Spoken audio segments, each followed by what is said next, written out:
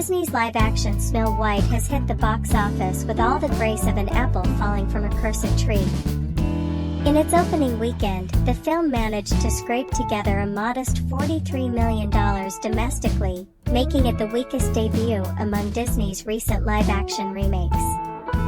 Considering its reported $270 million budget, yes, you read that right, it seems Disney might need a few more magic mirrors to predict their next move. One of the biggest talking points surrounding Snow White has been the endless controversies plaguing it from the get-go. From Rachel Zegler's casting and less-than-diplomatic PR tour to the curious decision to replace the iconic Seven Dwarfs with CGI characters, the film has had more drama off-screen than on. And yet, against all odds, the movie found some unexpected allies in an unusual place, the so-called Red States. Yes, you heard that correctly. Despite being labeled by some as another woke misfire, Snow White actually performs slightly better in traditionally Republican-leaning regions. In fact, 40% of the film's box office revenue came from Republican-heavy counties, higher than the expected 37%. Perhaps the audience was simply enchanted by the nostalgia factor or drawn in by the sheer curiosity of watching a film that's been at the center of so much online chaos. Either way, it seems that when it comes to fairy tales, politics takes a back seat to popcorn.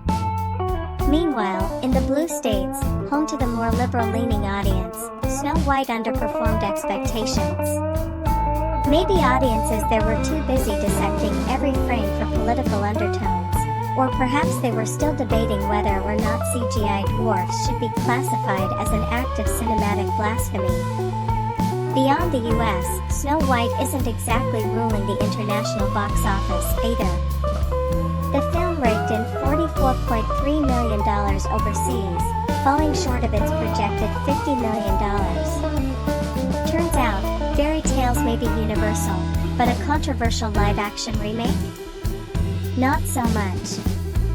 Analysts suggest that the film's long-term success will depend on whether it can maintain audience interest beyond opening weekend. In other words, will moviegoers return to the theaters, or has Snow White already taken a metaphorical bite of the poison apple? Regardless of the numbers, one thing is for sure, Disney's latest venture has provided plenty of fodder for internet debates, late-night monologues, and a new wave of memes. Whether you love it, hate it, or just want to see what all the fuss is about, Snow White is at least proving that even a film with a rocky start can still spark a royal mess of conversation.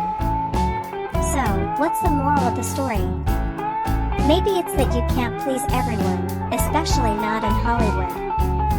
Or perhaps it's that the most compelling fairy tale of all is watching a billion-dollar studio scramble to turn a lukewarm debut into a happily ever after.